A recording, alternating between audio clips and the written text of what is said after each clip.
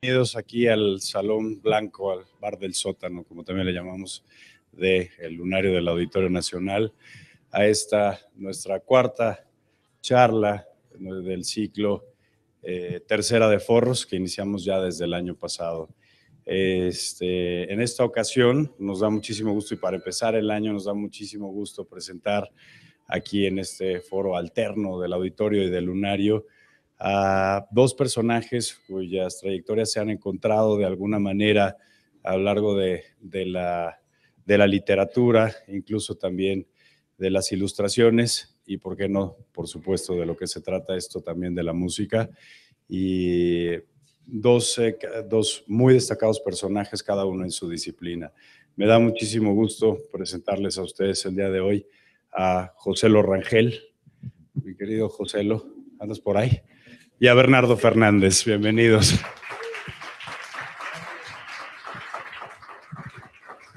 Y Bernardo Fernández, Beth. Y para moderar esta mesa, como ya, además también muy, muy querida amiga y ya tertuliana de Tercera de Forros, la doctora Julia Palacios.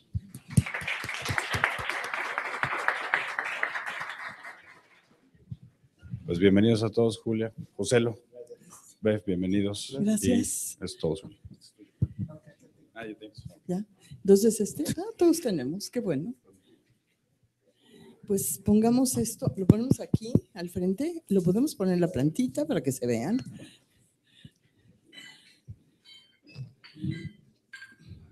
Muy bien. Perfecto.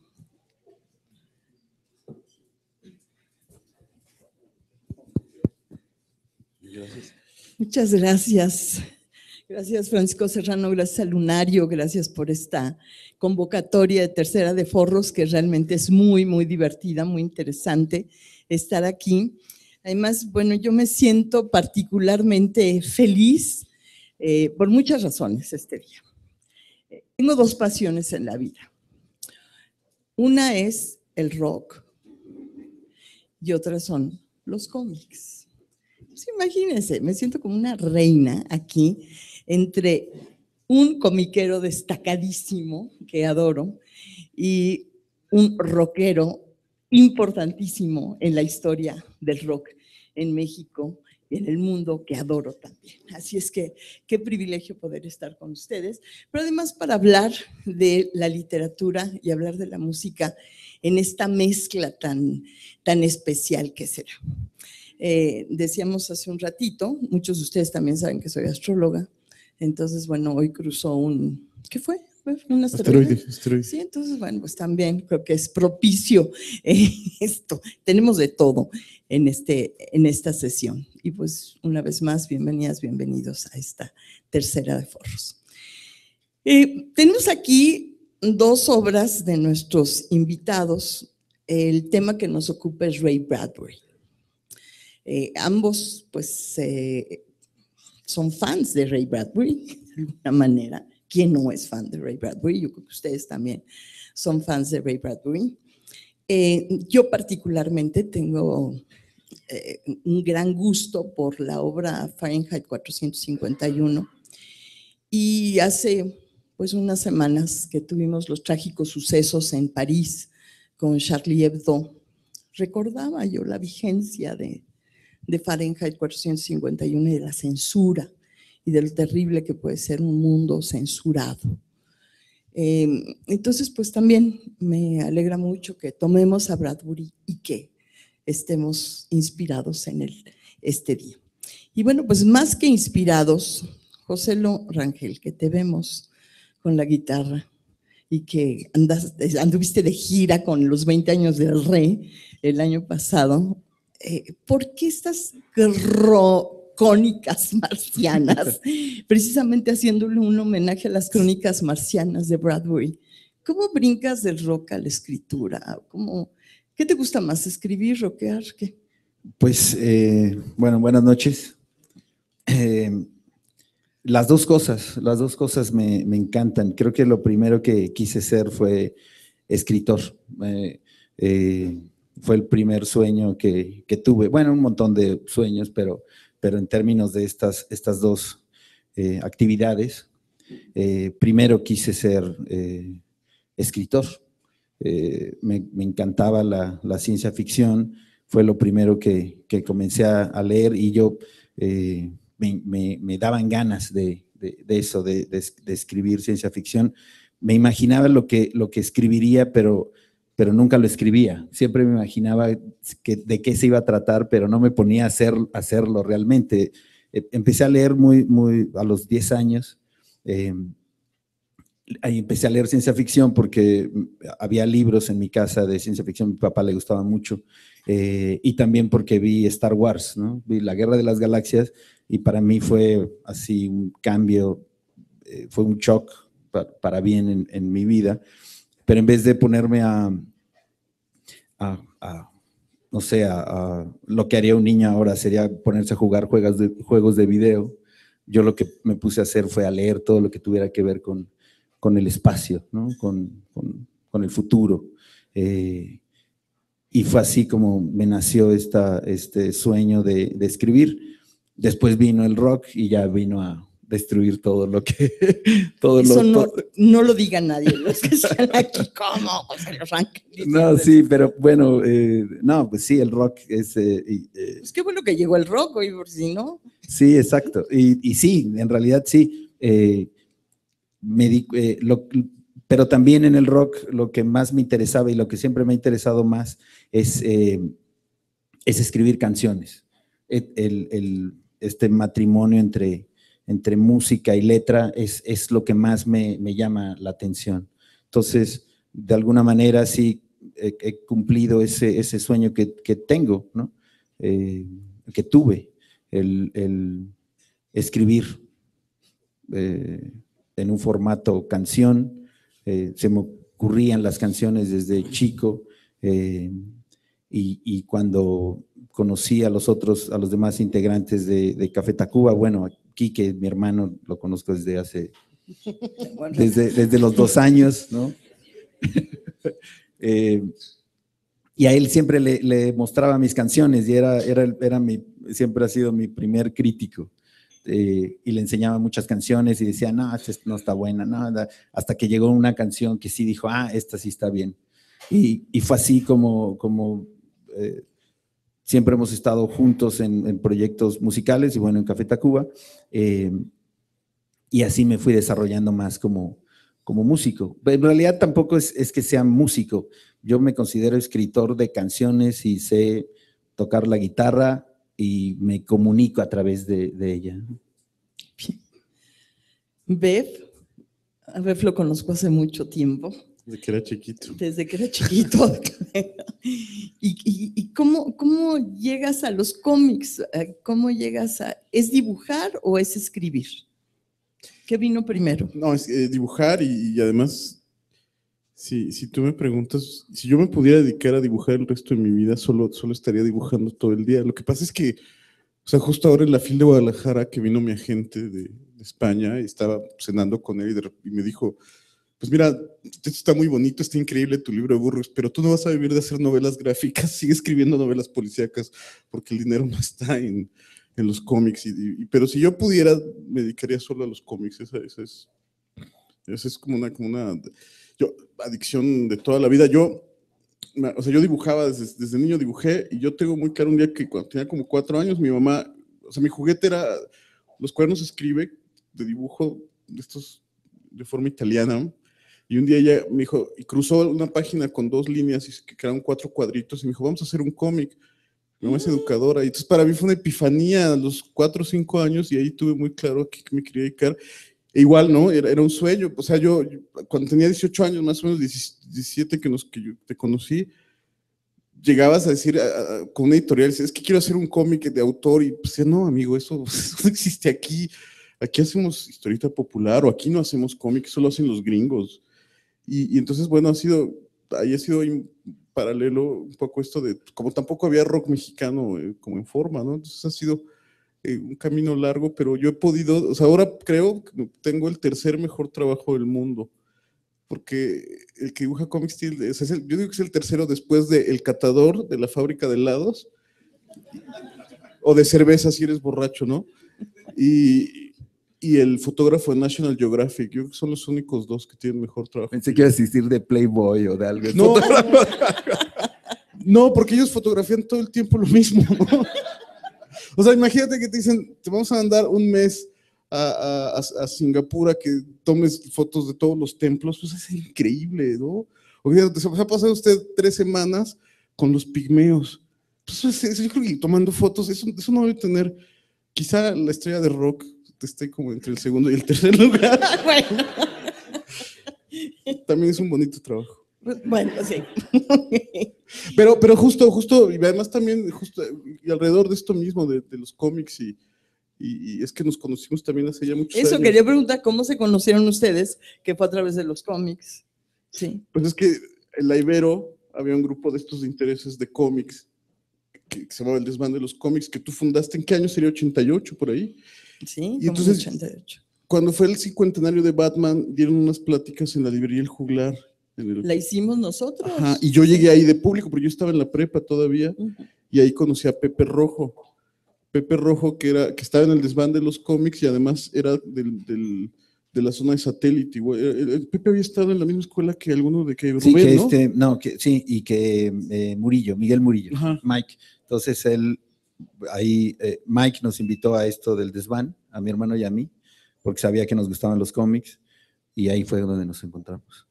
Entonces, muchos años. Yo me estaba acordando que José Luis y yo nos conocimos cuando tocó Mano Negra en el Ángela Peralta, que hubo portazo. Y cuando acabó todo, yo me acerqué con José Luis y le dije, oye, yo soy amigo de Pepe Rojo, ¿no? Y fue como la llave y ahí nos hicimos cuates. Luego, muchos años, hicimos un fanzine juntos de ciencia ficción, Pepe, José Luis y yo, y ahí empezamos a escribir los tres.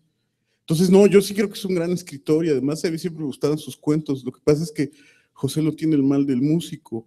O sea, ¿cuál es el mal del músico? La guitarra. No, lo decía con mi exmujer, que era que los que tocan, o sea, la música es tan mágica que te gana. O sea, es que un día nos contaste en la casa que decía, es que me quiero poder escribir, pero veo la guitarra y me gana la guitarra, ¿no? Sí. No, eso, el mal del músico. Sí. Es muy lindo, bueno. Ahora, siempre disfruto las referencias literarias en las canciones. De mis canciones favoritas de Café Tacuba es El fin de la infancia, que todo nerd sabe que es el título de una novela de Arthur C. Clarke. Así es. Necesitas ser nerd. A ver, aquí todos sabían eso. Yo sé que ¿Quién Karen sabía? sabe, sí, sabía? Karen sí sabe. Eso, muy bien. ¿Y la música? ¿Tú trabajas con música o no? Muchos años, es que sabes que justo hoy a un alumno le pedí que se quitara sus audífonos porque cuenta Richard Williams, que es el que hizo toda la animación de Quién engañó a Roger Rabbit. Entonces él contaba que él había trabajado con Milt Kahl, que es el que hizo, uno de los que estuvo, de los animadores originales de Disney, que es el que hizo a varios de los personajes del Libro de la Selva. Yo no había caído en cuenta que el Libro de la Selva es prodigioso, porque son animales anatómicamente correctos que además actúan. Eso es muy complejo, ahora, o sea, no te das cuenta de eso. Entonces un día llegó y le preguntó, él era jovencito, Milt Kahl ya era un hombre mayor, y le dijo, Milt, ¿tú no escuchas jazz o música clásica cuando dibujas? Y que era un tipo muy apacible se molestó mucho y le dijo, de todas las preguntas idiotas que me han hecho, la pregunta más idiota, ¿cómo voy a hacer 2 cosas al mismo tiempo? Y entonces yo decía, Richard Williams, que si tú dibujas en silencio, eres más preciso. Entonces ahora, la mitad la dibujo en silencio, cuando estoy trazando, y cuando entinto sí pongo música. El metal más estridente que puedo encontrar. Ok. ¿Y tú escribes con música, José? No. Antes sí, pero me di cuenta de eso.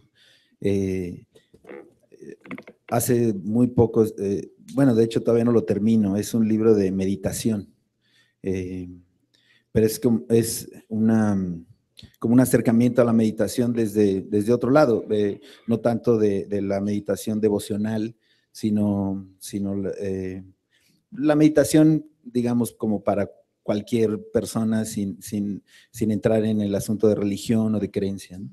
Entonces, decía que este libro, que tenemos tantas cosas distrayéndonos de lo que estamos viviendo o sintiendo o lo que estamos leyendo, que en realidad no ponemos atención. Entonces, de un tiempo para acá, ahora si escucho música así, si lavo los trastes, lavo los trastes. Muy budista, muy zen. Sí, exacto. Que fíjate, y todo ahí se vincula porque justo, bueno, y bueno, y escribir igual, o sea, si voy a escribir, me pongo a escribir y solamente pienso, pues, me enfoco en eso. Pero antes sí, antes ponía todo, o sea, era todo, igual, porque sí. quería hacer, sí, no quería perderme de nada y ahora ya me doy cuenta, a lo mejor pues esto es la vejez o la madurez. Sí, o como le los llames. dos viejitos, por favor. Bueno, pero sí, ya ahora no, ahora trato de, hago una cosa cada vez. No, decía que justo Ray Bradbury tiene un método, bueno, un libro sobre el oficio de escribir que se llama Zen y el arte de escribir, precisamente. Y él habla mucho de eso, de cómo, o sea, te tienes... Traje ese libro. Ah, mira, qué maravilla. Eso, muy bien. Por eso no querías dejar tu mochila allá Claro. afuera, ¿verdad? Bueno. Es un libro muy generoso, muy es lindo. buenísimo. Yo creo que a mí el único que me gusta más que este es el de Sí. Stephen King, el de Mientras escribo. Exacto, también. Que ahí hay ellos están como vinculados, ya poniéndonos así, entrando. Yo creo que ellos, justo Ray Bradbury es como una de los autores pivotales de la literatura fantástica norteamericana, que tiene una tradición muy antigua, bueno, enraizada en Inglaterra, desde luego, pero creo que hay una línea casi directa de Ambrose Bierce, Lovecraft, Bradbury y Stephen King. O sea, se van heredando ellos son como sucesores generacionales. ¿Y ustedes cómo heredan a Bradbury? ¿Tú cómo llegaste a Bradbury? ¿Cuál es tu primera conciencia? También lo traje, el libro. No veníamos preparados, pero... Este libro de mi padre, lo tenía mi papá en su... Esa fue la misma que yo leí, esa misma edición. Y a mí me daba linda. pavor, o sea, me Sí. daba pavor. Y hace poco lo vio mi hija más chica, de 5 años, y decía, ¿pero qué este ser, no? Y yo le digo, pues no sé, ¿tú qué ves, no? Pero yo me acuerdo que me impresionaba. Y ahora lo empecé a releer hace poquito, otra vez. Y me di cuenta de que la primera vez que lo leí, no lo entendí. Estaba muy chico. Y eso me pasa con Bradbury. Que Pero cada vez ¿te que hizo algo cuando eres muy chico? Aquí lo ponemos, lo que me pasaba con Bradbury era, y bueno, que me sigue pasando, era que me generaba una melancolía con la cual nunca supe cómo lidiar. A veces lo confundía como que me aburría. Sus crónicas marcianas, ¿no? Sus marcianos no son los marcianos, no son como los marcianos de otros autores. Puede ser hasta aburrido, ¿no? Siempre me generó eso, y en las relecturas, cada vez que vuelvo a él me doy cuenta de que a lo mejor me hacía falta algo, vivir algo para entenderlo y sentirlo en su justa medida. No sé, a lo mejor es lo mismo que sucede con muchos autores, pero eso me pasa mucho con Bradbury. Y llegué a él porque pues, soy un nerdzazo y quiero leer todo de ciencia ficción, y me leí todos los autores, desde la A de Asimov hasta la Z de Zelazny, ¿no? O sea, todo. Entonces Bradbury estaba en la B, ¿no? Llegaste rápido. Llegué rápido. Qué bárbaro. Yo leías por orden alfabético. No. Ah, bueno. Bueno, Asimov, empezábamos. ¿Y tú cómo llegaste a Bradbury? Pues fue muy curioso, igual también además también papá ingeniero y papás lectores, y entonces en mi casa había todo tipo de libros, sobre todo también y cómics, ¿no? Y entonces cuando yo dije quiero leer algo, una novela, ya, o sea, como era una especie de graduación del cómic a la novela. Entonces mi papá, muy emocionado, me dio su ejemplar de Miguel Strogoff y dijo, este es el libro de aventuras más maravilloso y me pareció aburridísimo. O sea, yo 40 años después, 30 años después no he terminado Miguel Strogoff. Entonces dije, pero ahí tenían justo esa misma edición de Fahrenheit, y entonces lo empecé a leer y me atrapó. Esa fue la primera novela que yo leí. Yo tenía 11 años. O sea, no me queda muy claro qué era, porque ni había balazos, ni había naves espaciales, habían perros robots espantosos, ¿no? Pero y siniestro, pero no es un despliegue espectacular de recursos como cinematográficos. La ciencia ficción se roba muchas cosas del cine y al revés. Y Bradbury no, Bradbury es extremadamente contenido, melancólico. También yo me quedé como con muchas cosas que en la relectura pude ver cuando toda esta tensión que tiene con la mujer, ¿no? Montag, ¿no? Es un matrimonio fallido, y entonces ellos ya no hacen vida de pareja hace muchos años. Todas estas cosas a los 11 años no las podía como decodificar totalmente. Y creo que hay, ahora que decías de esto, que hay cosas que tiene Bradbury que descubres después. Una de las que yo me intuí ya como lector adulto es que esta profunda melancolía tiene también cierto origen en ser un migrante, o sea, haber nacido en una comunidad rural, un pueblo que se llama Waukegan, en Illinois, me parece, Sí. y migrar a Los Ángeles de adolescente, y entonces creo que de entrada y tiene como esta nostalgia además por una Norteamérica que desaparecía rápidamente y de la que él fue como esta primera generación que migraron de ser granjeros a ser guionistas de cine. Pues sí, a Hollywood, ¿no? Que era su fascinación. Y eso creo que de entrada, entonces sí, profundamente melancólico. Hay otra cosa que me sorprende a la distancia. A mí lo que pasa con él es que desarrollas una relación como con un abuelo, con un tío viejito que quieres mucho, pero te da hueva después de irlo a ver cuando eres punk. Tal cual. ¿No? Así, No, sí. hombre. O sea, cuando te haces punk ya es, ay, mi abuelo, ¿no? Pero después llega como, o sea, pasa esa etapa de furia en la que estás leyendo a Ballard y a Burroughs y a Genet y todas estas cosas. Entonces dices, claro, pues es que había él tiene, y creo que es su ingrediente mágico es que siempre ve el mundo con los ojos de un niño de 8 años. Siendo un viejo sigue teniendo los ojos de un niño y se sigue asombrando como un niño de 8 años. Y no es que sea ñoño, o sea, lo hace incluso a veces con muchísima malicia, pero siempre las cosas le siguen asombrando, no solo además como un niño de 8 años de los años 20. O sea, es quizá la última generación para la que los inventos tecnológicos de verdad eran un cambio absoluto de vida. O sea, ya los baby boomers, ya había radio, ya había televisión, o sea, ya no eran cosas como que vinieran a revolucionar tu vida. Yo creo que él fue perteneció a la última generación Del asombro. Del absoluto asombro, y eso se permea desde sus textos juveniles hasta sus últimos libros. ¿Estás de acuerdo en eso, José Lu? Sí. Qué breve, qué breve. Y entonces, ¿por qué? No, pero sí lo veo como eso, como un tío más grande y que sí te da flojera. Un poco, o sea, como que dices, no, pero no, yo lo que quiero es la velocidad y la aventura y todo esto, ¿no? Yo cada vez me doy cuenta de que me parezco más a Bradbury en todo su vida que a cualquier otro escritor, que a Philip K. Dick, que por ejemplo, me encanta Philip K. Dick y me he leído todo de él y tal.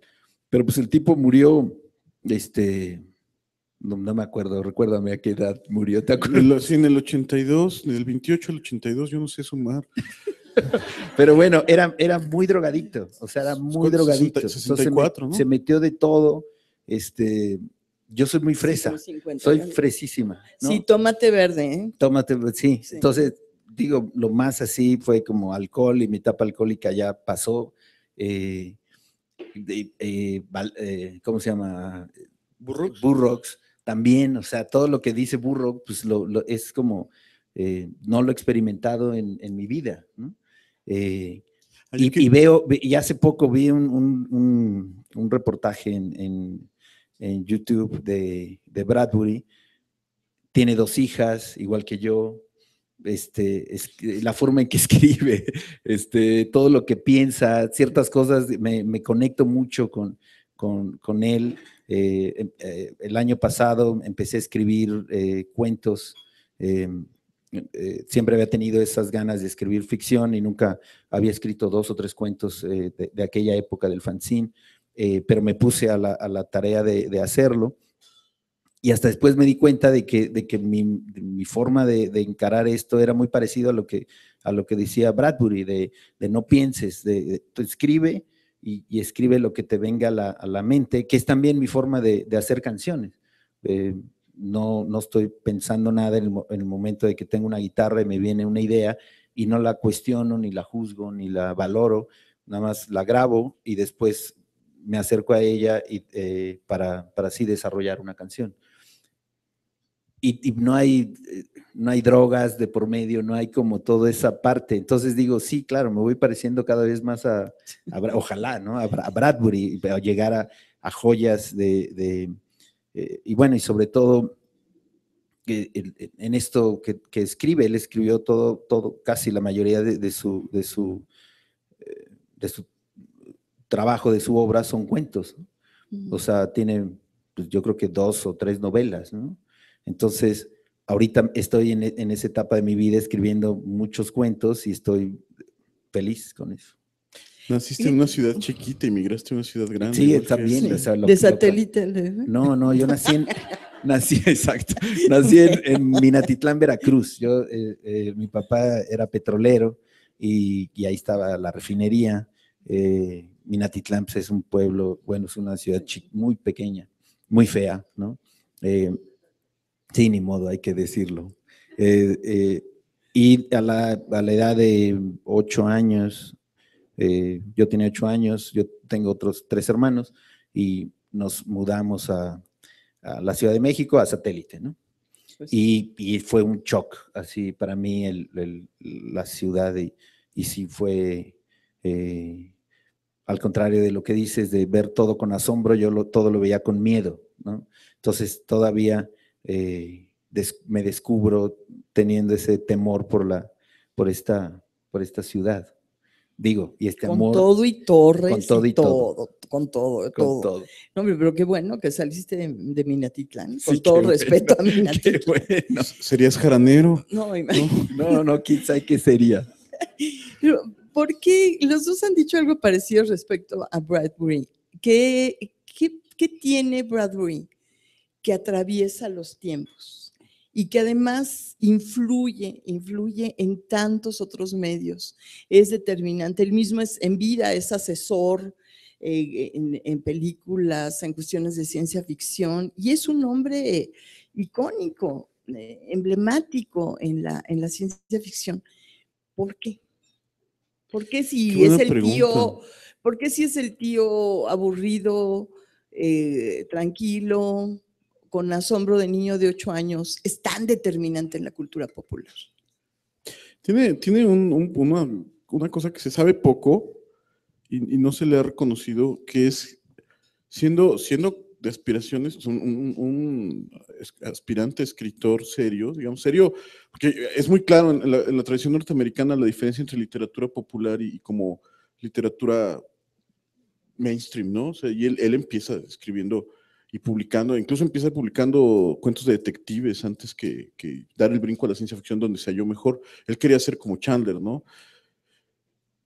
Y en los años 50 él hace una cosa que a mí me parece que va a ser muy significativa, o sea, quizá no es que fuera visionario, sino era como muy sensible a la cultura popular, y es que permite que se adapte uno de sus cuentos de crónicas marcianas a cómic en una edición, pero además eso no era nada elegante. O sea, los cómics quiero que pensemos como eran aquí los cómics, eran literatura basura de kiosco, y entonces su cuento de Vendrán lluvias suaves, que es el penúltimo o el antepenúltimo de Crónicas Marcianas, es que es la casa automática, que ya no hay nadie porque vino la guerra nuclear, y entonces la casa sigue funcionando eternamente. Es un cuento además a mí es de mis cuentos favoritos de Ray Bradbury, y lo adapta y lo dibuja Wallace Wood. Wallace Wood, que en los años 50, después de Milton Caniff, era como el mejor dibujante de cómics del mundo. Wallace Wood era impresionante porque no era capaz de imitar el estilo de dibujo de quien tú le pusieras, pionero de la revista Mad, ¿no? Le decían, es que queremos que hagas una parodia de Dick Tracy, le quedaba igualito a Chester Gould, era un geniecito, ¿no? Y entonces Bradbury hace ese cruce muchos años antes de que el cómic siquiera fuera considerado, o sea, ya no digas ni siquiera arte, ¿no? Sino que fuera considerado una forma, un medio de comunicación legítimo. Sí. Entonces él hace eso, esto es en 1952, 53, y eso me parece que es como de una sensibilidad hacia lo popular sorprendente y, por ejemplo, de eso se habla poco, de esos cruces con los cómics. Es asesor con Disney para Futureland.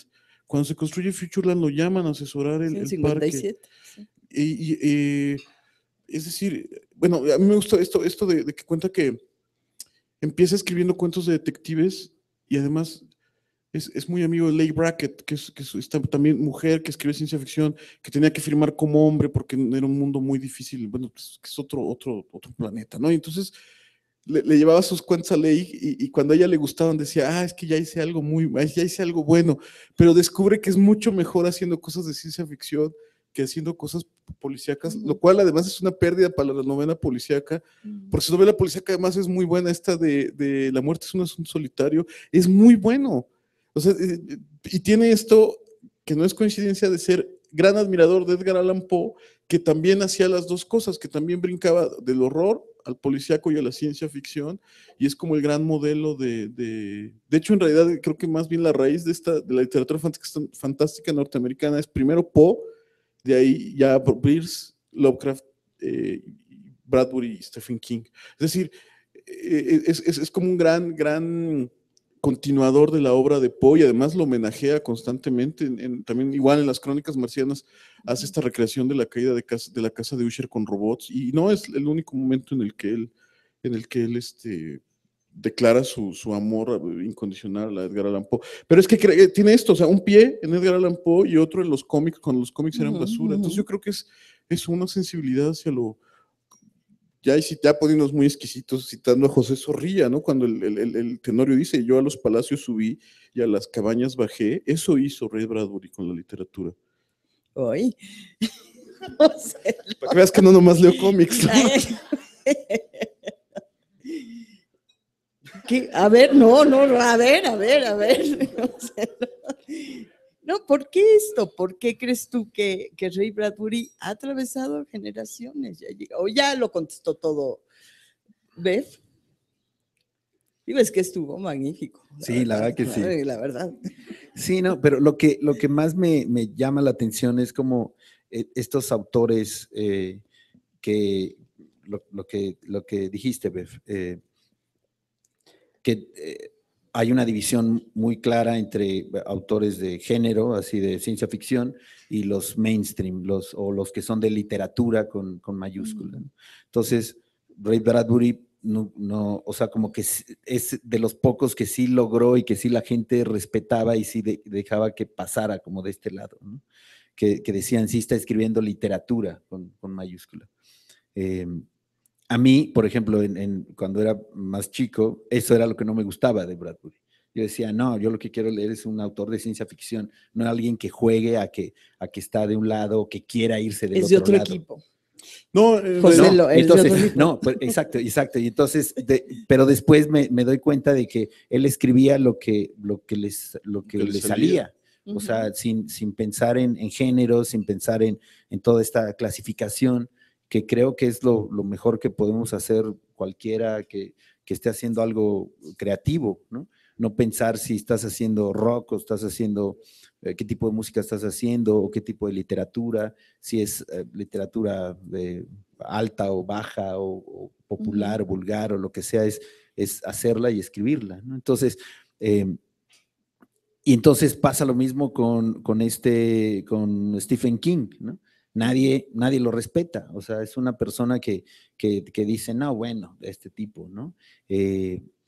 Pero tiene un impacto en la cultura popular impresionante, o sea, lo que ha logrado sus historias, o hay gente que ni siquiera se da cuenta del impacto que ha tenido, ¿no? En todo, en las historias, la forma de contar historias, de hacer de películas. Entonces, eso es lo que me llama la atención, como este tipo de escritores o esta clase de escritores traspasan todo y nadie lo respeta. A lo mejor tiene que pasar muchísimo tiempo para que la gente se dé cuenta de, claro, esto es lo que logró este escritor, lo que el legado que nos dejó. No sé, ¿no? O sea, eso es lo que más uno no podría uno decir, bueno, ¿por qué no le dan el premio Nobel, ¿no? A alguien así, pero no, o sea, es algo ridículo de pensar. Mucho más libre. ¿Qué inciden tantas cosas Ray Bradbury en el rock? Hay una canción que se llama Fuck Me Ray Bradbury, que sale, no me puedo acordar cómo se llama la chava que lo canta, poquito antes de que se muriera, sale esta chava cantando que lo que quería era acostarse con Ray, pero no me acuerdo cómo se llama, estos videos de YouTube, busquen Fuck Me Ray Bradbury, una cancioncita de estas pop tarugas, pero sale esta chavita diciendo, me excita Ray Bradbury, es un himno de los nerds, ¿no? Totalmente.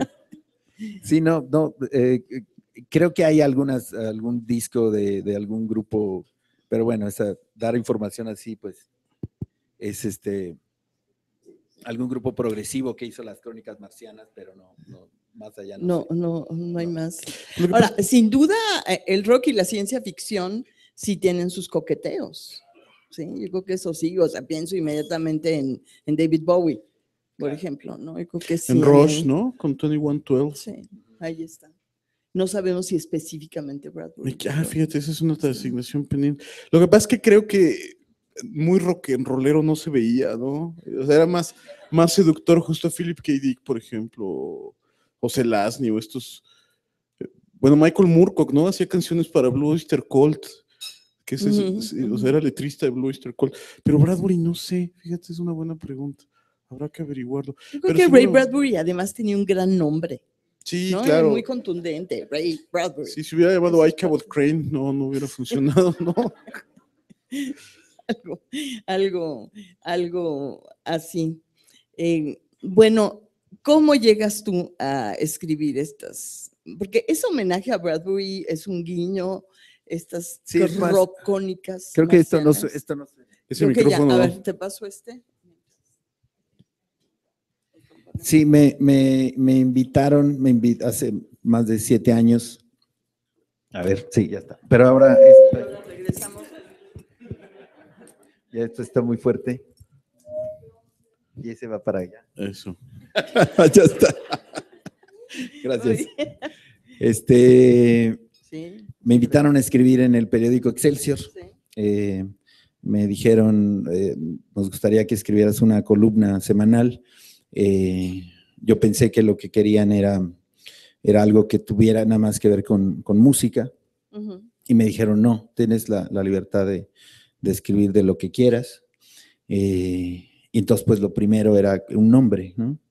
Y a mí lo que se me ocurrió fue lo de crónicas, y fue a mi mujer, a mi esposa, quien me dijo, Crónicas Marcianas, porque sabe que me encanta la ciencia ficción, que me encanta ese libro, o sea, todo, era como que tenía que ver, y fue así como, claro, está impresionante, porque aparte, para el decir algo marciano, pues es algo que es como raro, ¿no? Es como no es del todo, sí, es algo extraño o loco, o pues también marciano esto, ¿no? Entonces, me gustaba, y me gustaba la referencia hacia sobre todo hacia la ciencia ficción, más que directamente a Bradbury, ¿no? Que son ese tipo de juegos o guiños que he hecho yo en algunas canciones de Café Tacuba. Esta que mencionó Bev, yo la escribí, pero no tiene absolutamente nada que ver la letra de la canción con la novela de Arthur C. Clarke. Y me gusta hacer esas cosas, como que sé que cierta gente va a encontrar ese juego, va a estar ahí. Y bueno, llevo 7 años escribiendo, cada viernes estoy ahí, sale una columna, y muchas, bueno, tratan sobre música, otras tratan sobre mi vida en la gira con Café Tacuba o con otros, haciendo otra música. Hay muchas de mi familia, hay cosas, hay reflexiones, hay películas que he visto, libros que he leído, bandas que voy a ver en vivo. Y sí, son crónicas, de alguna manera es una especie de diario, y es una forma nueva de comunicarme primero con el público de Café Tacuba. mucha gente se acerca a la columna por eso, pero luego hay gente que llega y me dice, a mí Café Tacuba no me gusta, pero me gusta cómo escribes, me encanta. Entonces, creo que eso ya es el halago más. Bueno, no, el mejor halago, el mejor halago que me han hecho es que no creen que yo escriba todo esto, que piensen que tengo un grupo de gente que escribe para mí, lo cual para mí es así, wow. Entonces, pues sí, muy bien. No, eso es lo que más me gusta, que se imaginen que alguien más las está escribiendo. Pues sí, nada más pura guitarra. Ajá. No, pues sí, no. Bev, ¿cuál es tu guiño en la vida, Ray Bradbury? Tengo un libro infantil que se llama Vacaciones en Marte, que yo lo escribí, lo ilustré, salió hace ya varios años, lo publicó con Aculta, y son unos niños que el papá es terrestre y la mamá es marciana, y entonces cada que hay vacaciones se van a Marte a ver a los abuelos, y la ciudad se llama Bradburia, la ciudad donde llegan, donde viven sus abuelitos se llama Bradburia, y tengo creo que pues ese es el que está dedicado, el libro está dedicado al tío Rey, así dice todo, dedicado al tío, a la memoria del tío Rey. O sea, esta idea de que era tío ya la traes desde hace mucho. Sí. O sea, no se te ocurrió ahorita. No, pues, o sea, yo creo que tú estableces unas relaciones emotivas muy estrechas con tus lecturas, con gente que nunca vas a conocer. Ahora, yo un día estuve como a 8 metros de Ray Bradbury y es una historia muy... ¿En serio? Sí. ¿Dónde fue eso? Cuando era todavía estudiaba en la universidad y entonces, por alguna razón, mi familia acabó en diciembre en Houston y entonces era Navidad y mi papá, que siempre ha sido un viajero incansable, dijo, chingue su madre, porque mi papá es muy mal hablado, vámonos a Nueva Orleans, ¿no? Y entonces en Nueva Orleans llegamos el 24 de diciembre y veníamos en un coche, o sea, volamos a Nueva Orleans y allí en un auto, y veníamos con un local que nos estaba contando, nos estaba enseñando la ciudad, y nos decía, no, pues es que aquí está esto, y aquí está el Café Dumont, que era un lugar así muy, y aquí está la casa de Anne Rice, ¿no? Y así, ¿no? Y de repente nos dice, y ese que está ahí es un restaurante, y no me acuerdo ahorita el nombre, es el restaurante más exclusivo de los Estados Unidos. A ese restaurante no hay reservaciones. Ya podría venir el mismísimo presidente de los Estados Unidos, que si no trae reservación se va a estar formado hasta que haya mesa. Y eso le daba mucho orgullo al señor. Entonces veníamos pasando y de repente vi que estaba formado Ray Bradbury para cenar de Navidad en ese restaurante. Y entonces fue así como, y ya, seguimos, ¿no? Pero no era un gringo que se parecía mucho. No. ¿Cómo sabes que era Ray Bradbury? Exacto, A ver, ¿cómo Por la sabes? señora, porque venía con la señora y había voz. O sea, no solo conoces a Ray Bradbury perfectamente, sino a la esposa también. Tuvo una sola mujer toda su vida. No, ¿cómo es eso? Margaret, creo que se llama. Estuvo casado con una sola mujer. ¿Pero qué te pasabas viendo fotos? ¿Así el álbum familiar, la biografía de Ray Bradbury ilustrada o qué? O sea, hay quien llena álbumes de los Monkees. Yo tengo un crush con escritores y científicos. Okay, yo no soy groupie. O sea, a mí los actores y los músicos no me... No reconoce, Brad Pitt no reconoces. O sea, si pasa Mick Jagger por aquí, no lo reconoce. O sea, sí, pero me valdría madre, ¿no? Pero si no sé, si llega Stephen Hawking, sí le voy a decir maestro, ¿no? Bueno. O si aparece Richard Dawkins, le voy a gritar un piropo, un cerebrazo, le voy a gritar. Sí, la neta, ¿no? Pero no me pasa, o sea, no me pasa, o sea, ya perfectamente ubicado, o sea, muchos años después, como viendo fotos de la esposa, pues esa era la señora. Yo soy muy, muy malo para los nombres, pero las caras no se me olvidan. Entonces estaba con la esposa, por eso sé que era él. Además, mi vestido de frac. Wow. Que además es una cosa rarísima porque no se subía aviones. O sea, de Los Ángeles a Nueva Orleans hay una gran distancia. ¿Quién sabe la verdad si viste Ray Bradbury? Puede ser que no, pero es muy bonito. No, dejémoslo que sí. Esto aquí en es público, buena historia. Es muy bonita historia. Es preciosa, la historia es maravillosa. Me encanta que hagas cómics y novela gráfica. No, y otra vez, la vez que sí lo iba a ver, que la última plática que dio fue en la Comic Con de San Diego y por alguna cosa ya no pude ir y al siguiente año se murió. Pues sí, 92 años duró. Sí. Bastante tiempo. Si le quisieras dedicar una canción a Ray Bradbury, ¿cómo lo asocias con qué canción?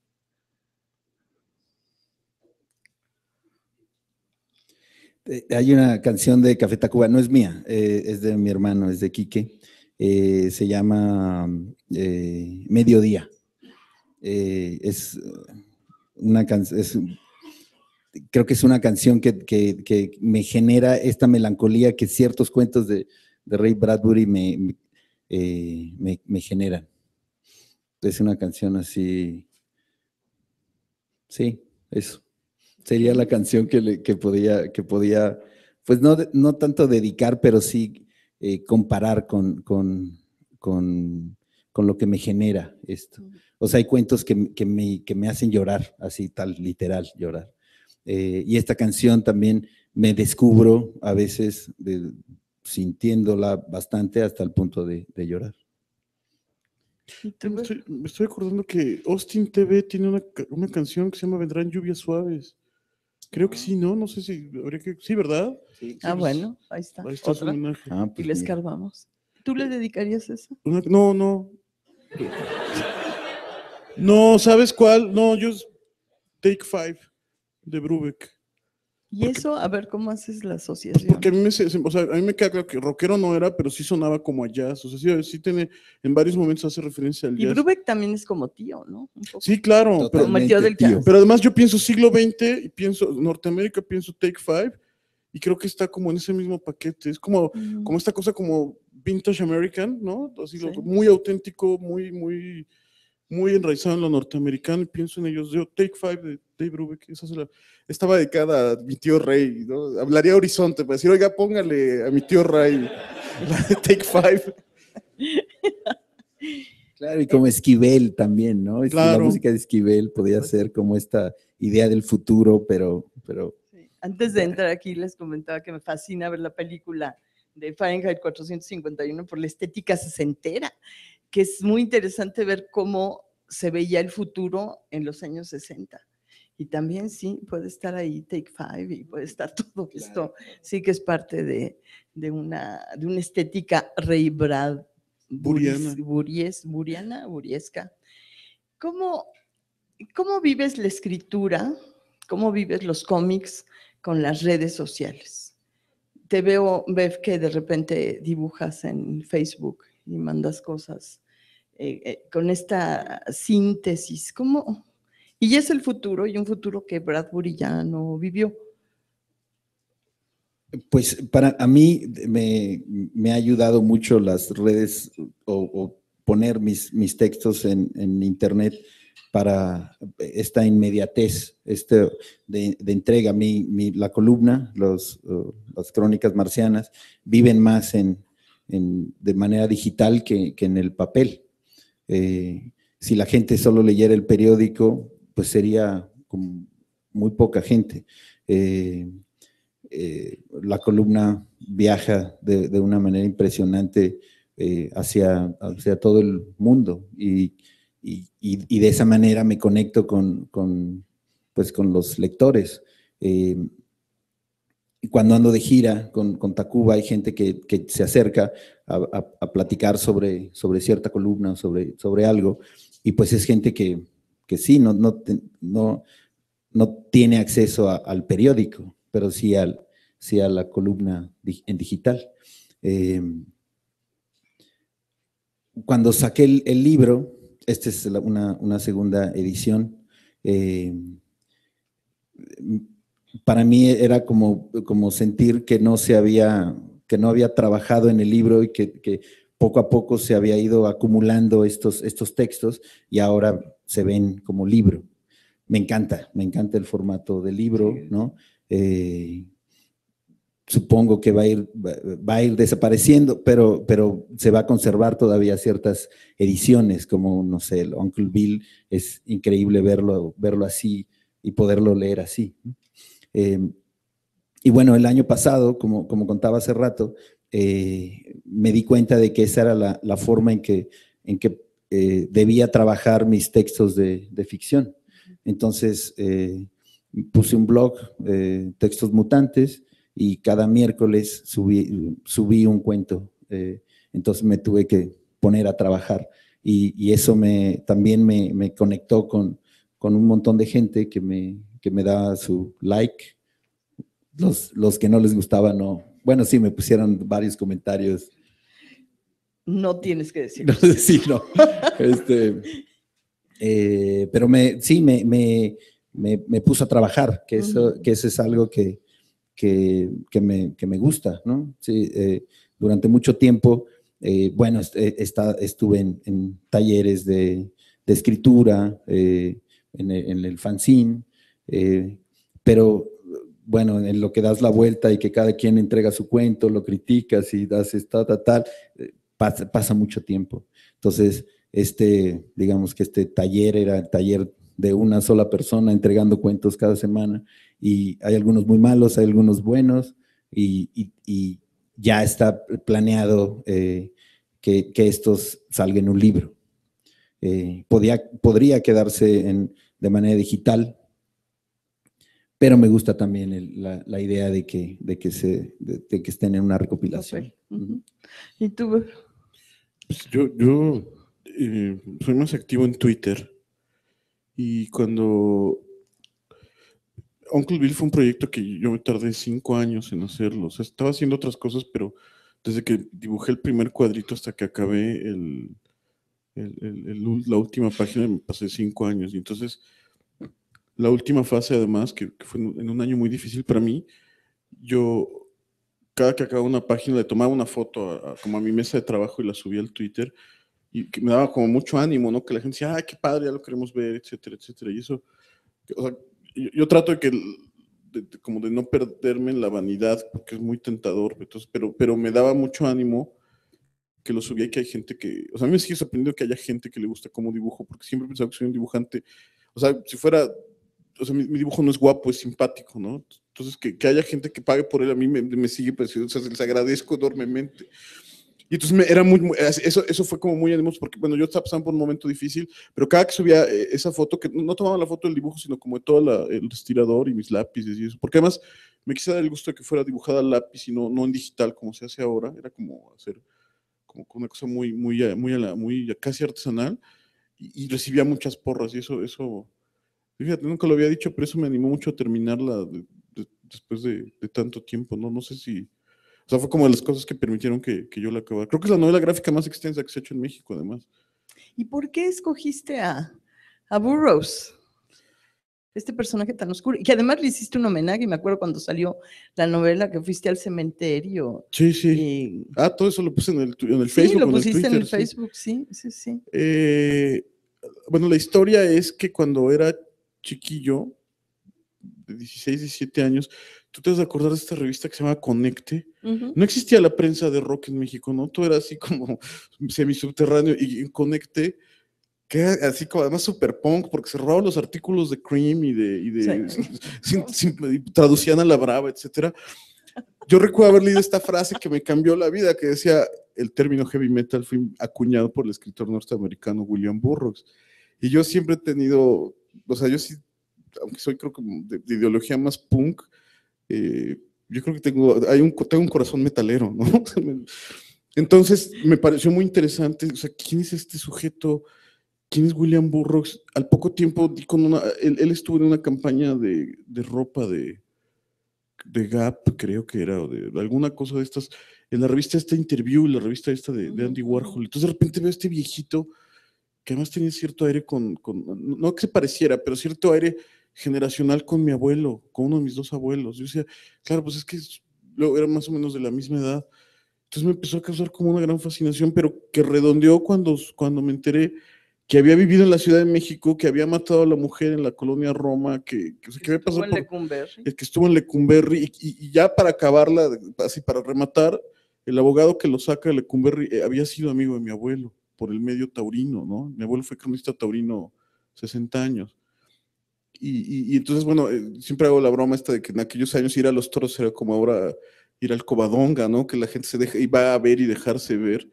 Y entonces todo el mundo pasaba por ahí, y Burroughs, ¿no? Burroughs da testimonio de cuando va a los toros y cómo le causa como fascinación, repulsión, etcétera. Entonces, todo eso me daban ganas como de contar esta historia.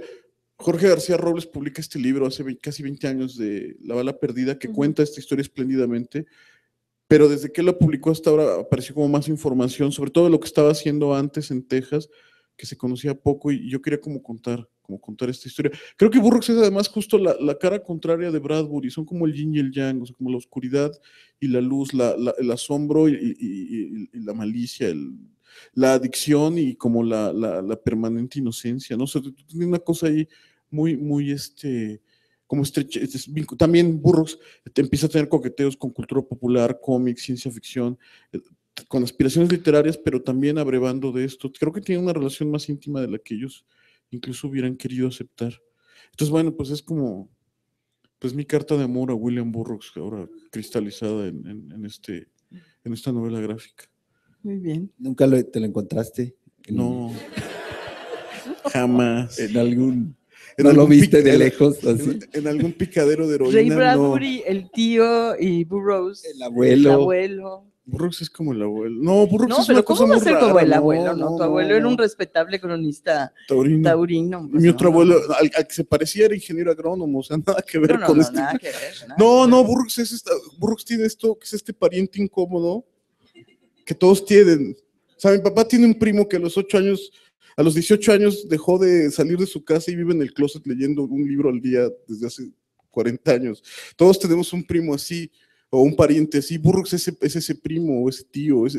O sea, es tan oscuro que el año pasado, que fue su centenario, yo suponía que le harían una estampilla postal en los Estados Unidos. No y creo. no le hicieron nada, ¿no? No, sordeados.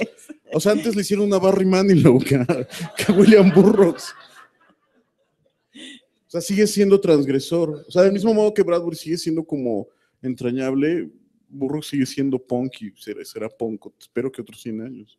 Y tiene que ver con el nombre, yo insisto. William Burroughs Claro. es como más complicado. Y además lo ves escrito y si no entiendes muy bien cómo se pronuncia, pues no sabes. No, ni se qué llama Charlie decir. Mackenzie, nadie lo Sí. lee, ¿no? Eso es un hecho. Bueno, algo que decir respecto a Burroughs y a esta novela gráfica, obra maestra, Ah, está la más buena- grande de habla hispana y No, que ha sido nada más, un éxito. no, hay más en Argentina. Los argentinos nos llevan de calle, pero aquí creo que En nadie ha México. hecho una tan larga, ¿no? Es bien buena novela, es muy buena novela gráfica. Bev me la mandó por digital para que le hiciera lo que él llamó un blurb. Ujú. Y bueno, ahí puse lo que... sí, que todos los que nos gusta la cultura underground, o sabemos más o menos, ¿no? Que Burroughs pasó algo en México, que mató a su esposa, pero nadie lo tiene totalmente claro. O sí, ¿no? Pero la forma en que lo cuenta en este cómic es buenísima. ¿Y han Me gusta pensado mucho. alguna vez que te ilustre algún cuento? No. No hemos hecho. Ahora que lo pienso, no. Bueno, no. porque así nada más así como... Hay que hacerlo. Sí, hay que hacer. Sí, Sí, ya sí. quedó aquí, ¿eh? Escribe un libro para tus niñas y yo lo ilustro. Ahí Va. está. ¿Por qué no? Sí. Vas a ser nuestra madrina, Julia. Ya está. Feliz, imagínense. Encantada de la vida. Abrimos la sesión a preguntas del público.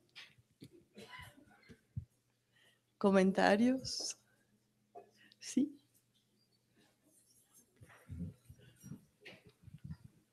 Bueno. Hola, buenas noches, felicidades a los tres. Yo quisiera preguntarle a Joselo, en tu nota del viernes, de libros prestados, Ajá. ¿ya encontraste el libro o no? No, bueno, escribí en la columna pasada, un amigo que hace mucho tiempo que no veo, me mandó por inbox, me dijo, oye, ¿te acuerdas de este libro que te presté hace 20 años?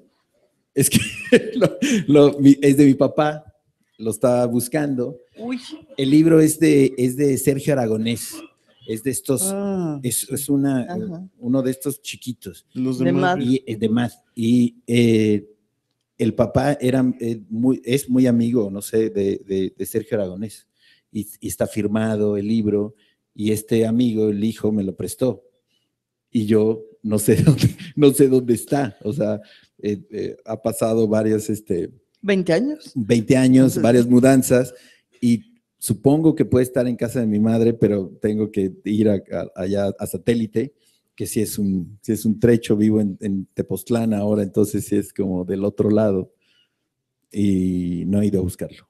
No lo he encontrado todavía, entonces no sé qué voy a hacer. O sea, cambiamos Torres de Satélite por Teposteco. Exactamente.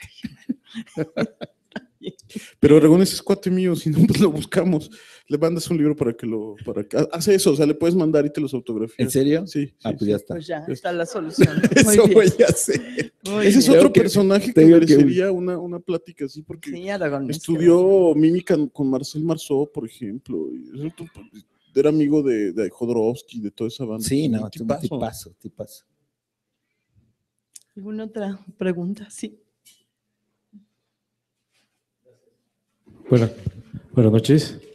Hace poco murió Julio Scherer y la mayoría de los artículos y columnas que salieron refieren a cómo era Excelsior cuando lo dirigió Julio Scherer. Y el ejemplo que más me gustó fue el que escribió Rafael Pérez Gay en el Universal, que decía que llegaba al Excelsior y todo el mundo corría porque quería leer a Jorge Ibargüengoitia, a García Cantúber, a Abel Quesada, leer a la China Mendoza.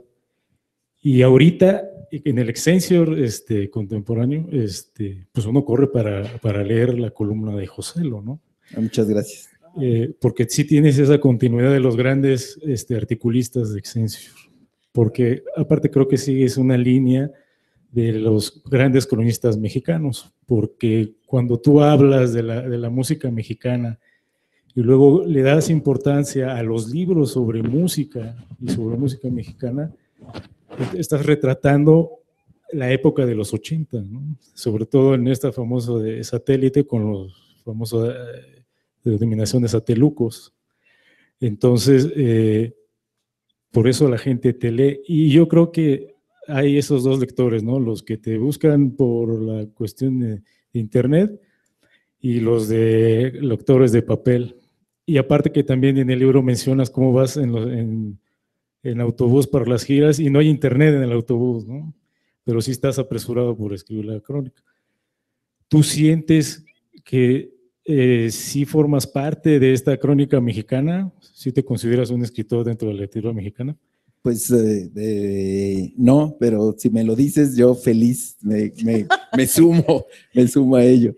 Sí, no, pues bueno, ¿qué más quisiera yo que pertenecer a esto? O sea, continuar lo que hacía Ibargüengoitia, sobre todo, ¿no? Gente así. O lo que hace Juan Villoro, ¿no? Gente que admiro como columnista, pero pues no lo considero. O sea, yo sigo, sí, no, pero gracias. Es un gran halago, muchas gracias. Sí, qué buen Perdón, para ver otra pregunta. Si hay un ejemplo claro de la ciencia ficción, es la ciencia ficción mexicana, porque es dificilísimo publicar y luego hacer crítica de ese género, y aparte que leerlo, ¿no? ¿En qué parte estás tú dentro de este género, ¿no? ¿Se puede sobrevivir en la ciencia ficción mexicana? Sí, lo que pasa es que la ciencia ficción es mi gran amor, o sea, mi gran amor. Y yo, o sea, yo de repente, cuando veo los libros que tengo, digo, pues que he leído más de la mitad de lo que he leído de ciencia ficción. También he leído a José Zorrilla, ¿no? Pero yo creo que lo que ha sucedido en este momento es que cosas que llamábamos ciencia ficción decía, hay un crítico español que dice, Carbonell creo que se apellida, no es Carbonell, ahorita me acuerdo, dice que lo que pasa es que se diluyó en el contexto, o sea que las cosas que ubicábamos mi generación como del futuro ahora son como son extremadamente cotidianas. Esto que decía Julia, esto es un futuro que Bradbury ya no vio, pero lo que para mí incluso para mí era una cosa prodigiosa. O sea, el iPad era una cosa que yo no hubiera imaginado. Para mi hija es una cosa cotidiana. Entonces, ahí lo que ha sucedido es que creo que ha ocupado unos espacios que ya no son de nicho especializado, sino fuera de él. Es decir, Y hablando de autores mexicanos, siempre pienso ahí, por ejemplo, en el caso de Alberto Chimal, que es un autor de literatura de la imaginación, con muchas cosas que se pueden clasificar como ciencia ficción. Me gusta más esto de literatura de la imaginación porque es más amplio, y publica en Editorial Océano en una colección de literatura general. Está el caso, hay dos casos que me gustan mucho, de Karen Chasek y Daniela Tarazona, las dos en Alfaguara, con novelas de ciencia ficción, o sea, La caída de los pájaros y El beso de la liebre, son novelas de ciencia ficción las dos, sin ninguna duda, pero están en una colección de literatura general. Cuando hice el año pasado o antepasado, con Pepe Rojo, hice una antología que se llama 25 minutos en el futuro y se publica en Almadía en la colección de literatura general. Lo que pasa es que creo que más bien esos espacios son los que estamos ocupando ahora. Yo también, si pudiera también solo escribir ciencia ficción, sería muy feliz. Lo que pasa es que pues he tenido que hacer esta cosa de como disimular, lo decía Paco Ajenbeck, cuando me lo dijo fue como la flor que tú le diste ahorita a José, lo de la crónica. Él me dijo, tú escribes novelas punk disfrazadas de policíacas, entonces eso es lo que hago, yo soy como de la secreta, pero sigo haciendo eso, pues, ¿no? Y sí, se puede, yo creo que sí, yo creo que hay un público lector, que además hay un nivel de la literatura y la imaginación interesante ahora, hay una escena padre, hay una generación que viene después de la mía haciendo cosas interesantes, etcétera. Sí, la respuesta es sí, pues, ¿no? Y además hay que insistir. Creo que hay que insistir, pues, esas cosas no han salido solas. Ahora que le dabas ese piropo a Joselo y que corrías a ver las plumas, las buenas plumas en Excelsior, yo de niña corría a ver los monitos, que eran las tiras cómicas en Excelsior, y eran estos periódicos en el gran formato que se abrían y se desplegaban estas tiras cómicas fabulosos. El Excelsior, bueno, no, una cosa, y está, por ejemplo, estas traducciones muy interesantes por ejemplo, estas tiras como El Príncipe Valiente. Qué cosa más bella, porque eran unas verdaderas obras de arte. Entonces, eso ya no está, pues no, y no creo que haya, pues no, si ya no hay tantos periódicos, si ya no hay papeles, es un placer que me está dando una nostalgia tremenda en este momento. Hay una anécdota muy simpática del Príncipe Valiente y los dibujantes de cómics mexicanos. Okay. En algún momento invitan a México como país invitado al Festival de Lucca en Italia de cómics. Entonces va los que hacían, o sea, Antonio Gutiérrez, Sixto Valencia, los que hacían la historieta popular, el Memín, y entonces llegan y hay a la venta originales de varios, pero entre otros hay unos de Harold Foster, ¿no? Sí, Harold Foster. Uh-huh. Y entonces, pues, carísimos, pero dice, bueno, pues si nos cooperamos, nos podemos comprar uno entre todos. Y entonces compraron una página del Príncipe Valiente y la recortaron, las viñetas, y se la repartieron. Y Antonio Gutiérrez, con el que yo trabajé, que hizo Rarotonga muchos años, tenía en su estudio una viñeta, pero nada más la viñeta, yo supongo que Sixto tendrá la suya, y así cada uno de ellos. Bueno. Está bien bonita esa. Bueno, en fin. Otra pregunta. Buenas noches. Comentarios. Estoy por acá, ¿no me ven? Ya. Hola. Bueno, yo escribo o intento escribir ciencia ficción, y el último cuento que escribí fue precisamente de Ray Bradbury, Le doy un giro a su muerte, y fue para un concurso del Instituto de Astronomía de la UNAM. Y lo que dicen que Ray Bradbury trasciende es porque realmente lo hace, lo lees y alcanzas a tener una cierta melancolía que absorbes de una forma en la que no te pone triste, sino entiendes otra parte o concibes una pequeña parte del mundo de una manera distinta cuando lo lees. Entonces yo me acerco a la ciencia ficción por Ray Bradbury y por Horizonte Cero, el cómic, y después por eso llego a Monorama y te conozco a ti por eso, y realmente es un poquito lo que conozco del arte que haces, pero después José lo saca este libro, me acerco más a Ray Bradbury. Y luego mis amigos tienen una banda que su banda es igual como muy temática. Su primer disco es totalmente del espacio y también su influencia es totalmente Ray Bradbury. ¿Cómo se llama la banda? Lundem se llama.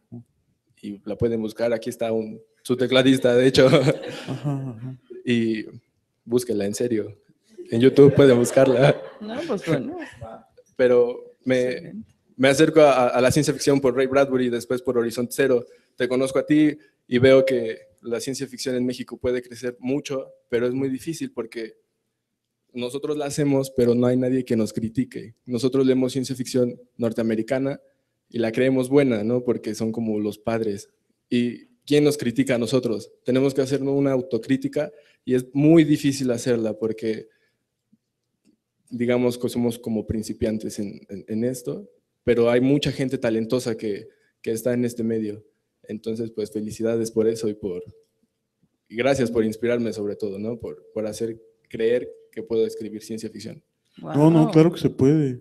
Yo digo, ya haciendo un comercial cínico, hace unos años publiqué una antología que se llama Los Viajeros, 25 años de ciencia ficción mexicana. Entonces es como mi selección de cuentos de autores de los últimos 25 años, que es un poco como el complementario al que hicimos de los gringos. Lo que pasa es que como está en un editorial de estas que son como juveniles, que más que en las librerías tienes que buscarlo, lo publicó SM. Lo que pasa es que ellos no distribuyen en librerías, más bien van como escuelas y eso es un poco complicado, pero todavía se consigue. Creo que si tienes interés en ciencia ficción mexicana, ahí hay creo que es una selección simpática, y hay varias cosas, pues, ¿no? Pero sí, yo creo además que cada vez, o sea, lo que pasa es que tenemos una tradición de literatura realista muy dura en México, pero cada vez hay más espacios para la literatura, para la literatura fantástica. Sí. Qué bien y felicidades. Pienso ahorita en la ciencia ficción mexicana en los cómics y viene a mi mente Los Supersabios de Germán Butze, que también eran este futuro muy, muy a la mexicana. Y sin duda una obra maestra que solo son 7 números hechos por Alejandro Jodorowsky y los dibujos de Moro, Aníbal 5. Tú los tienes, ¿no? Yo los tengo. Luego he visto una versión en Francia, Aníbal 5, Sí. pero no No, tiene y el se encanto. exhibió el Aníbal 5 en el Museo del Louvre, en una exposición de cómics. Que el modelo era Jorge Rivero, ¿no? Para el Sí, personaje. Sí. Exactamente. Sí, la ciencia ficción mexicana siempre tiene ese pequeño detalle casposo, ¿no? Pues que, bueno, pero fíjate, ya Jorge Rivero, pues ya no está aquí. ¿Quién sería el modelo actual? No quiero ni pensar. No, ni yo. Otra pregunta, por favor, sí.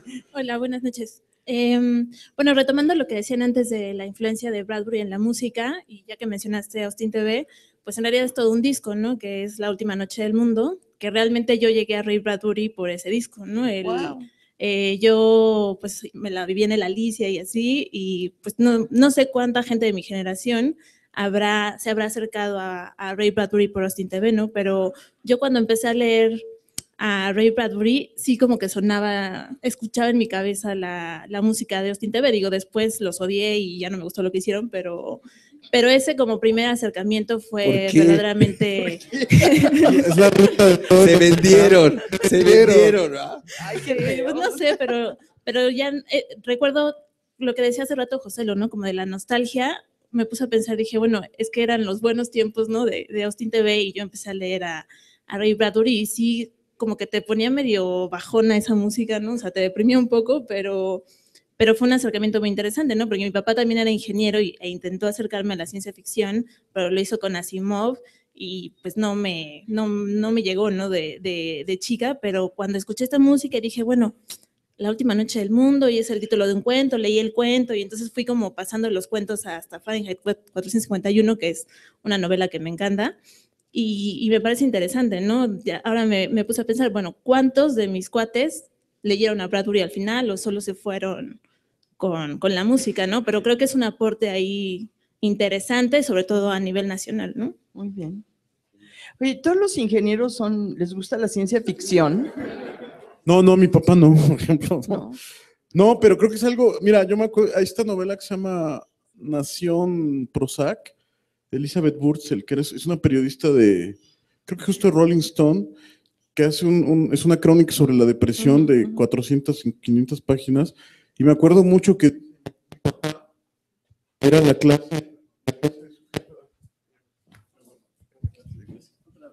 Gracias. Describe al papá, un papá ausente, y lo describe con gran desprecio, diciendo, era la clase de ingeniero que leía novelas de Isaac Asimov. Yo siempre que lo digo me gano enemigos y pierdo followers en el Twitter. No me gusta Isaac Asimov, no puedo con él, detesto sus cuentos. Esta es una reunión para Ray Bradbury, no tienes que decirlo. ¿Para qué lo dices? A mí tampoco me gusta Asimov. ¿Algún otro comentario? Sí, acá, por acá. Ya. Sí, ya. Pues buenas noches, mi nombre es Miguel. También mi primer acercamiento a la ciencia ficción fue Ray Bradbury y curiosamente también estudié una ingeniería. Okay. Bueno, la pregunta va más para Bev, que de los medios dentro de las artes plásticas, ¿por qué escogiste la ilustración en el cómic en vez de la pintura como de museo, de galería, para acercarte al público? No lo escogí para acercarme al público, era lo que más me gustaba. O sea, o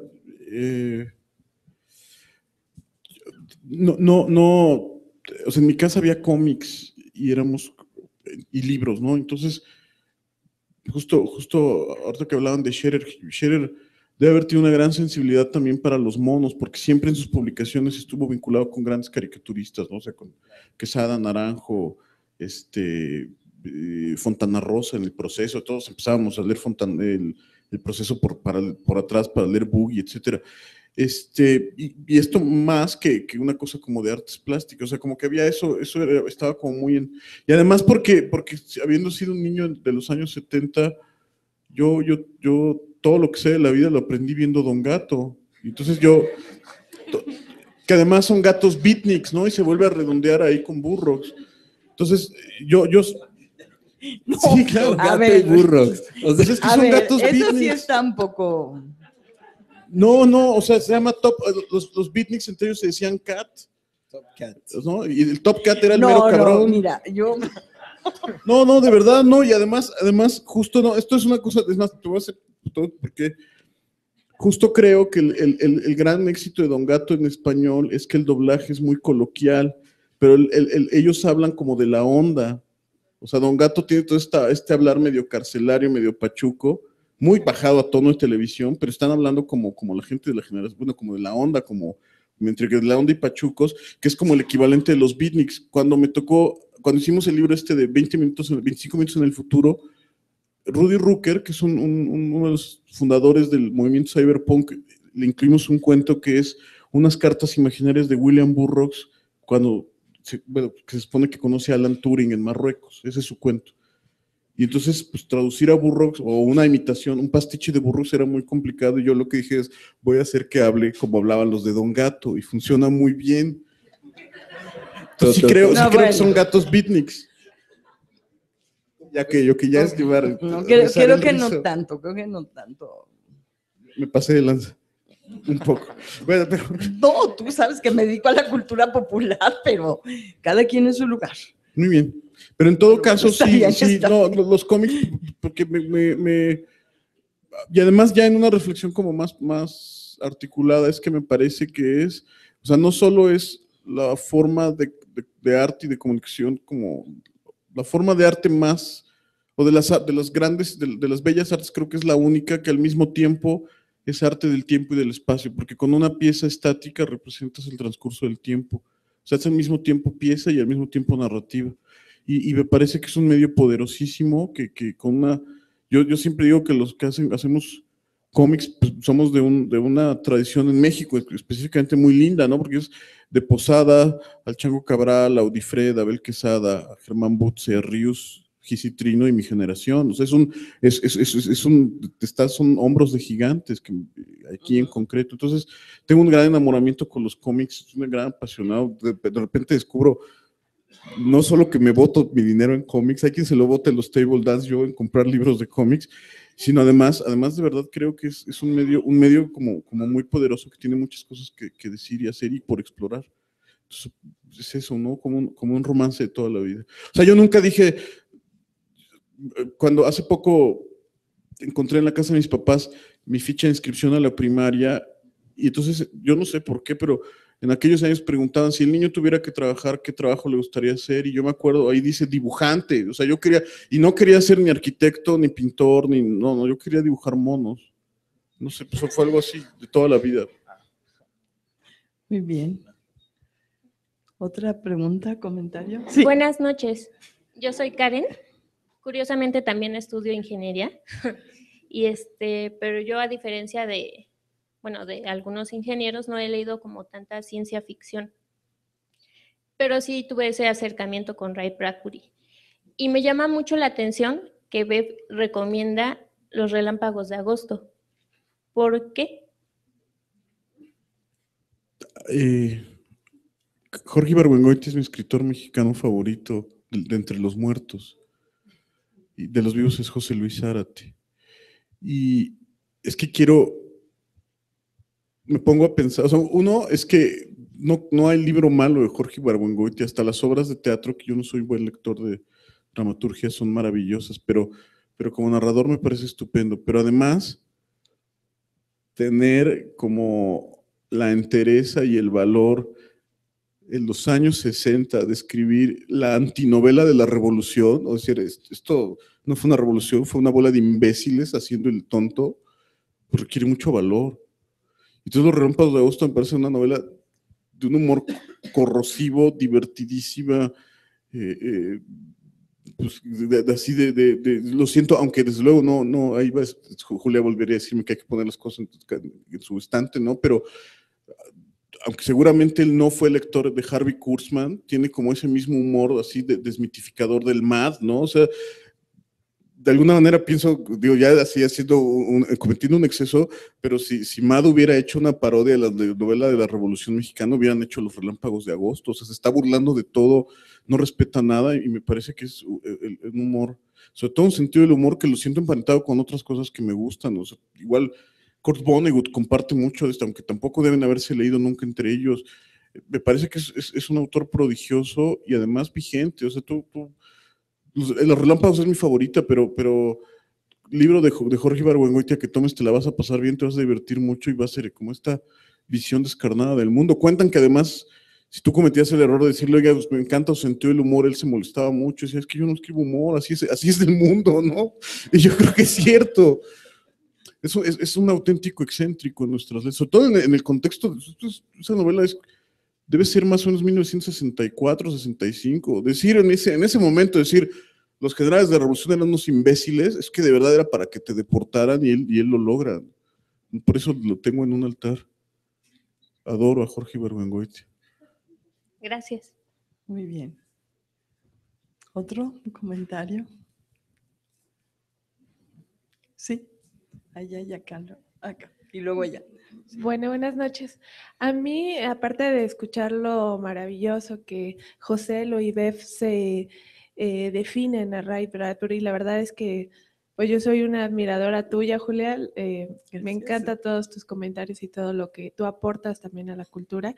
Me gustaría saber cuál es tu concepto, cómo llegaste a Ray Bradbury y sobre todo, ¿cuál es el libro que tú recomiendas? Pues creo que casi estoy, gracias por las flores, ya los tres estamos muy floreados.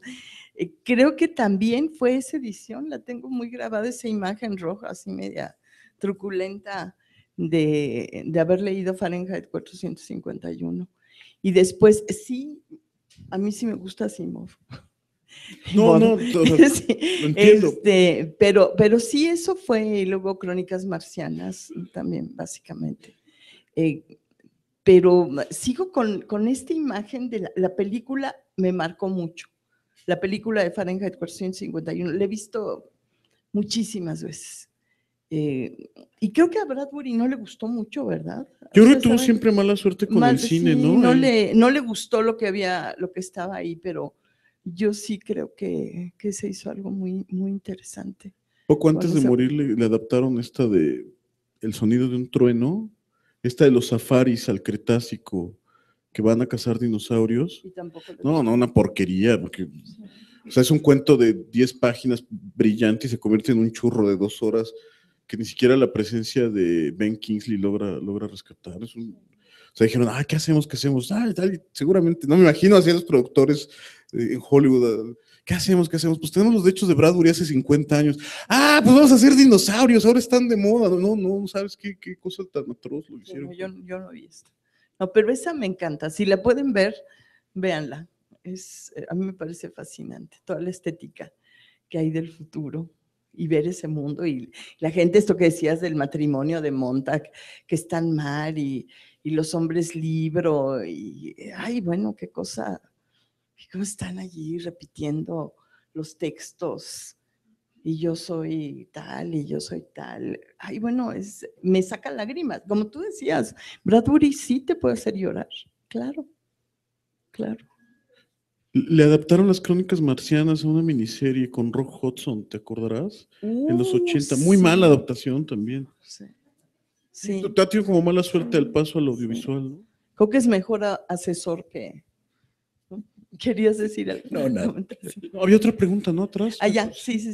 Sí, ahí estás. Gracias. Bueno, buenas noches. Bueno, lo mío no es una pregunta, es más bien un comentario. Yo, gracias a las columnas de Joselo, me he acercado a más cosas. Ahora sí que por ti ya te había comentado que había descubierto también a Daniel Johnston, que también es así como esa mezcla de monero con ciencia ficción.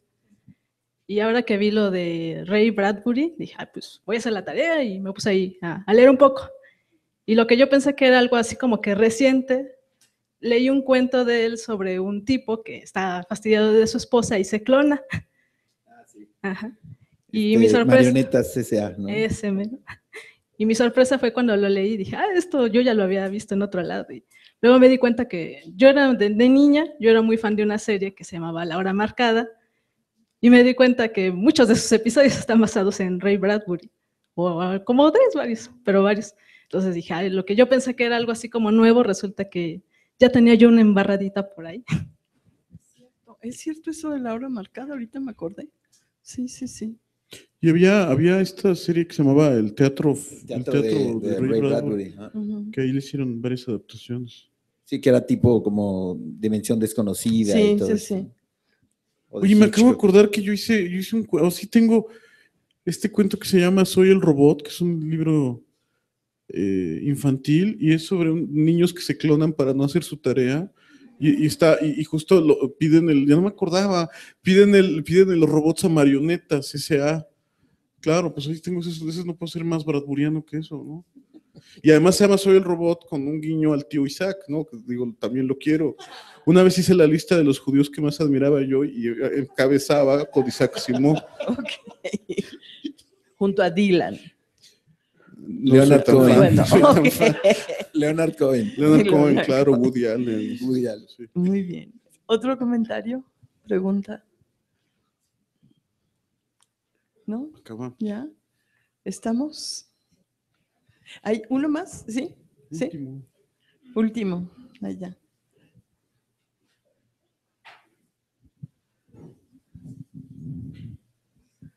Bueno, mi pregunta va para José Lo específicamente. Estaba mencionando a Juan Villoro hace rato. Bueno, yo soy muy fan de Café Tacuba, sé que escribiste 2 canciones con él. ¿Cómo fue trabajar con alguien, con un escritor? Porque, por ejemplo, tú con tus compañeros de Tacuba se juntan o individual, hacen la letra, se la comparten, cada quien le pone lo suyo. Pero ahí, ¿cómo es una colaboración ya con alguien que escribe, con alguien que ya tiene un gran nombre? Sí, la forma en que trabajamos en Tacuba no es colectiva, al contrario, es individual. O sea, la primera etapa del trabajo o de la creación es individual. Cada quien hace una canción, música y letra, y luego la llevamos y juntos hacemos el arreglo y cada quien aporta pues su instrumento, y de ahí se va modificando y ahí es donde llega algo distinto. No es tanto que empecemos de cero juntos. Entonces, bueno, lo de Juan Villoro, nos habían invitado a hacer la música de, ¿cómo se llama esta película? ¿Cómo es? ¿Amar te duele? No, no, Amor es perro. ¿Alguna me contaste? No, era Vivir Mata. Bueno, Juan Villoro escribió este guión y que lo hizo con Echavarría. Y entonces nos estaban buscando a nosotros para hacer la música de la película, incidentales y todo este rollo. Pero entonces, en ese momento nosotros estábamos en un año sabático, nuestro primer año sabático. Tuvimos una junta, estuvimos con Juan y con Echavarría, y yo dije, bueno, estamos en sabático, pero yo sí quiero hacer algo contigo, ¿no? Porque admiro mucho tu trabajo y todo esto. Y surgió la idea de que él me mandara poemas o letras, y yo con eso empecé a trabajar, a adaptar eso con música. Y hice varias, así, bueno, mandó como 10, pero hice como 5. Llegué con Tacuba y solo hicimos 2 canciones, y eso quedó en la película. En realidad no fue un trabajo, no estuvimos trabajando juntos, sino que me dio estas letras y yo lo desarrollé, y luego con Tacuba ya lo terminamos. Pues sí, es como admiro mucho su trabajo, y fue buenísimo poder hacer eso. ¿Sabes qué? Yo me acuerdo que en esa época nos contaste que te daba mucha ilusión que dijera letra Juan Villoro, música José. Sí, claro. Y como años después yo hice un guión de Juan y me acordaba mucho de eso, y fue una de las razones por las que acepté hacer. Yo hice una novela gráfica con guión de Juan, y a mí sí me tocó estar chambeando con él así, ¿no? Mientras dibujaba y eso, y es un tipo increíble. Sí, no, tipazo. Sí, desarrolla mucho, ¿no? Siempre sabe un montón de cosas, de todo, impresionante. Muy bien. Bueno, pues la que sigue, ya saben, está pendiente. Tu texto y tus monos. Ya sí, ya se me había olvidado. Quedó aquí. Bueno. Para niños. Sí, muy bien. Pues muchísimas gracias a Lunario por esta iniciativa de Tercera de Forros. Gracias a Bernardo Fernández Beff, a José Lo Rangel, por estar aquí, por compartirnos entre Ray Bradbury y canciones y monos y Burroughs y Don Gato y demás, Satélite, etcétera. Y gracias a todos ustedes por su presencia. Hay libros arriba para firmar, ¿sí? Van a poner una, si quieren. Sí, arriba hay libros a la venta de cada uno, y los dos nos van a dedicar un ratito, pero sí es importante que lo hagamos de forma ordenada. Se van a poner 2 filas para cada quien. Entonces nada más les pedimos eso, ¿no? Como mucho orden y brevedad también de estar con ellos, porque ya es tarde. Pero pues muchas gracias a todos por estar aquí. Bueno, muchas gracias. Muchas gracias. Muchas Buenas gracias. noches. Felicidades.